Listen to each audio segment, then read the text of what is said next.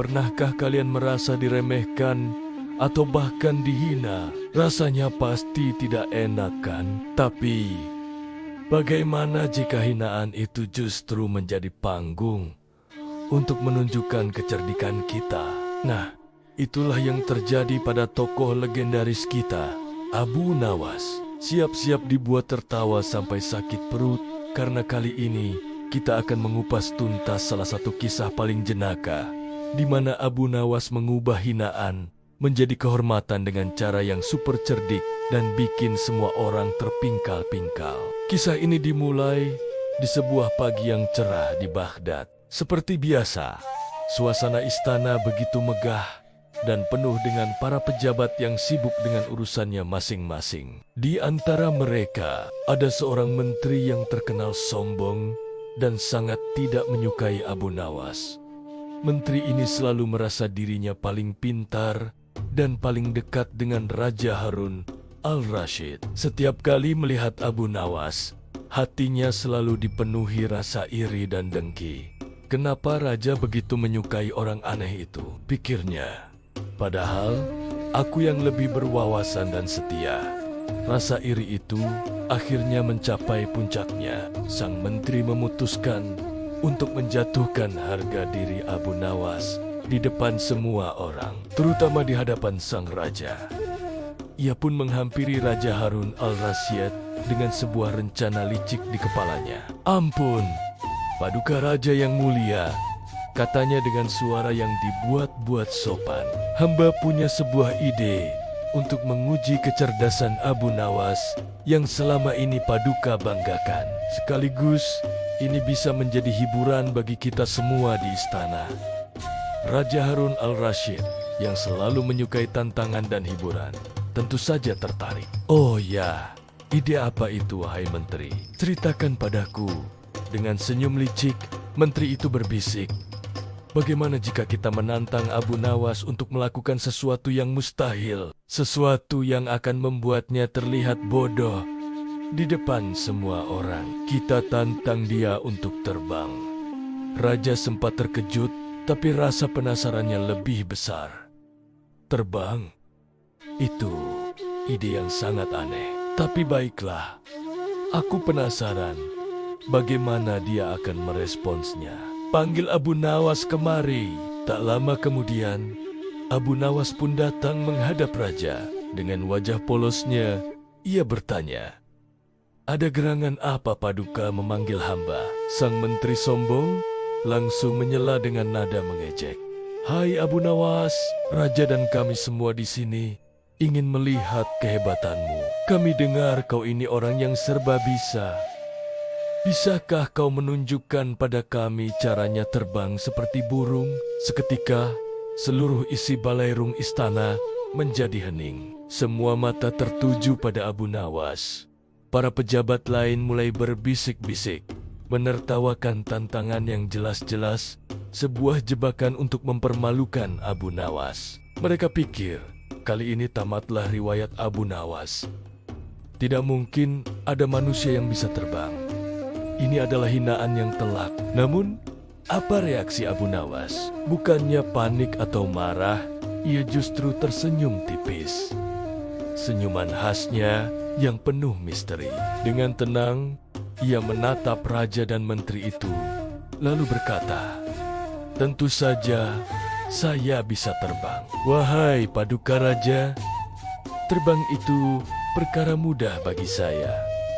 Jawaban itu sontak membuat semua orang terperangah. Sang menteri sombong tertawa terbahak-bahak. "Hahaha, kau dengar itu? Dia bilang, terbang itu mudah.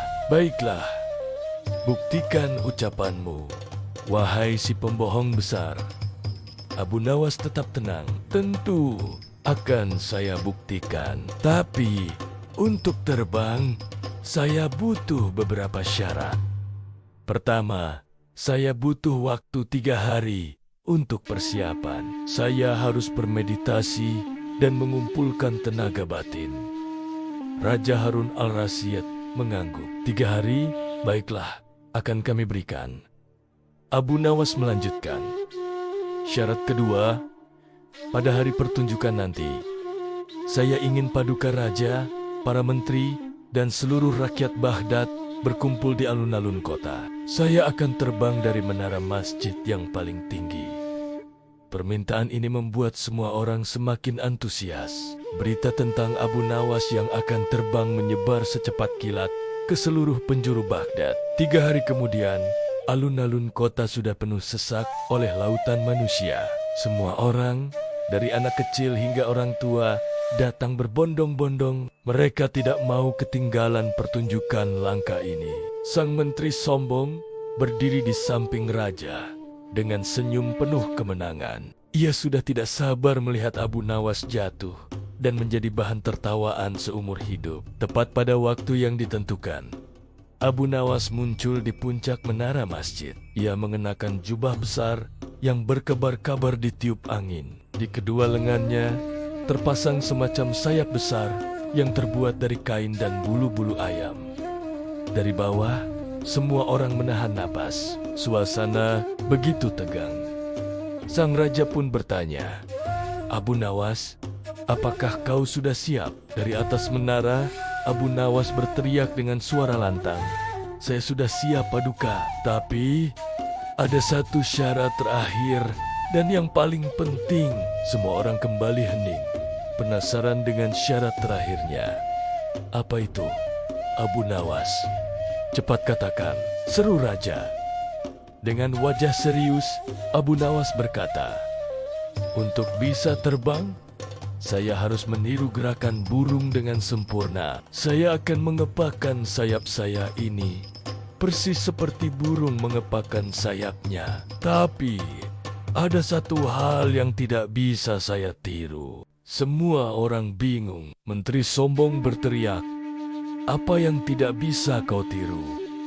Jangan banyak alasan." Disinilah puncak kecerdikan Abu Nawas. Sambil menunjuk ke arah kerumunan di bawah, ia berteriak, "Saya bisa mengepakkan tangan saya seperti burung, tapi saya tidak bisa membuat orang-orang di bawah sana menengadahkan kepala dan membuka mulutnya karena takjub seperti anak-anak burung yang sedang menunggu disuapi induknya. Lihatlah, kalian semua sekarang terlihat persis seperti anak-anak burung yang kelaparan." Seketika, semua orang yang ada di alun-alun sadar. Mereka semua sedang menengadah ke atas dengan mulut sedikit terbuka, menatap Abu Nawas dengan penuh antisipasi. Persis seperti gambaran anak burung yang dideskripsikan Abu Nawas.